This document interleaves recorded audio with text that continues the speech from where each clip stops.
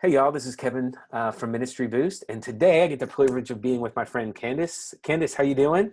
Hey, Kevin. Thank you so much for the invitation. I really appreciate it. Yeah, it's so good. Anytime I get to spend with you is awesome. Could you share a little bit about your church, who you are, your role, and let our viewers get to know who you are?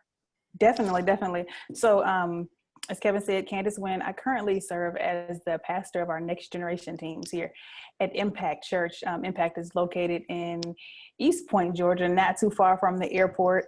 We can get there in about 7 minutes flat. We are a United Methodist church. Not many people would know that by visiting us. I was surprised. I was surprised when I knew that. Yeah.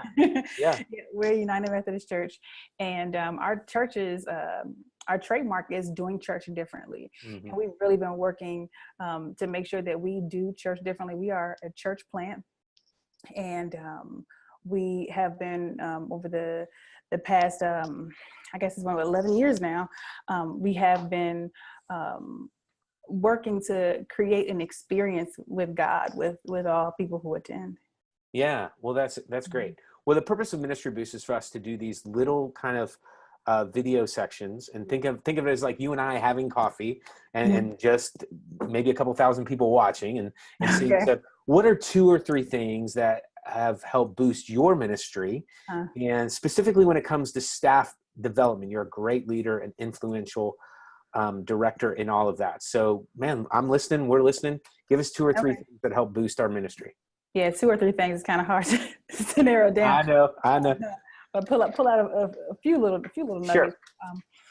Our team here at Impact, our next gen teams are relatively new. Everyone has been on their positions less than a year. Our newest team member has been on the job officially 1 week. Okay. And the oldest is about 9 months. So we're kind of in our infancy stage. It works to our advantage and it works to our disadvantage. But one of the ways that it works to our advantage is that we have the opportunity to start off right, by having everyone come on board, laying the foundation, laying the groundwork. And you start off, I would say, one of the key things that I would say is essential in staff development is discovering the starting place of the team, and discovering the starting place of each of the team members.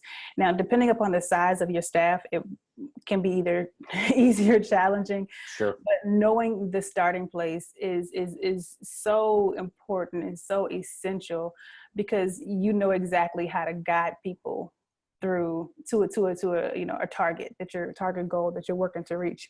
Not everything is going to be revealed in the interview process. Even if you have an extensive interview process, you can get an idea where some people are, but there's still some things that people sweep under the rug. You go to the interview, you're nice in suit, right? Yeah.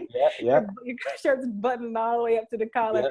But it's when you've been on the job a little bit, some of the rough edges start peeking out. And as leaders, we can't be afraid by that, right? We have to notice it and realize, okay, this is this person's starting place, and working with them in their starting place. Because when we understand their starting place, I discovered that I'm able to respond completely different to things that happen, because I know, okay, this is where their starting place is. So I can coach them from there, and not where I desire them to be, but coaching them from where they actually are. Yeah, that's great. The starting place. Awesome. Okay. Yeah. And that kind of leads into the second point that I will make is the coaching approach, right? Yeah. Oftentimes within our wisdom in these different areas, we as leaders want to say, oh, do this or do that, or, tell people what exactly to do. However, the best way for people to learn is through trial and error, making mistakes. So giving people permission to make mistakes. That's a good one. Over the head, because a lesson learned is way more impactful. And then celebrating the victory of the lesson learned, instead of making people feel bad or making them feel worse about it. I'm not saying sweep things under the rug. I'm not saying, ignore it and don't acknowledge it. You definitely acknowledge it. Things that don't go as planned. However, recognize the lesson that's learned. Yeah, that's so good. I love that line where you said, give them permission to make mistakes, right? Mm-hmm. Sometimes as leaders or developing staff, we can manage them and feel like, well, it didn't work, so now you're the problem. But to giving them permission, that's gold. Okay. And then the last thing that I would say is just team bonding. Team bonding Yeah. is just so essential, providing opportunities for your team to get together and just have a good time with each other. Yeah. We've done staff retreats. They've been really, really good, really fun. We did Yeah. a scavenger hunt on the water, Okay. It was awesome. We took our team to an escape room for some bonding there. Yeah. And before all of our meetings, we carve out some time to just chat.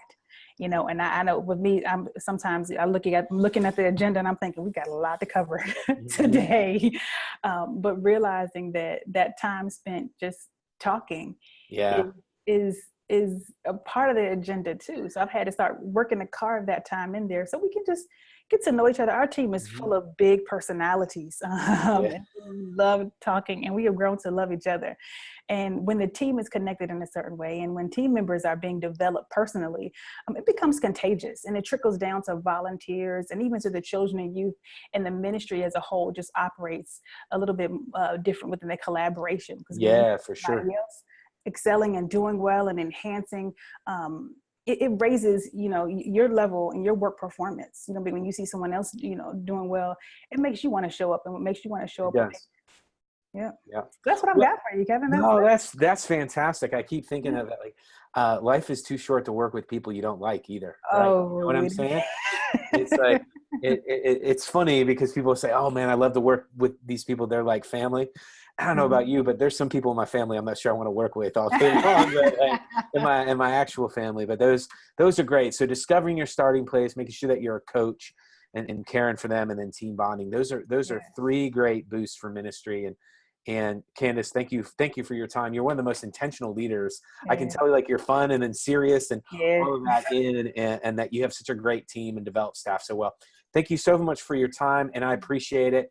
And thank you, Kevin. Talk later. All right. Take care. Bye-bye.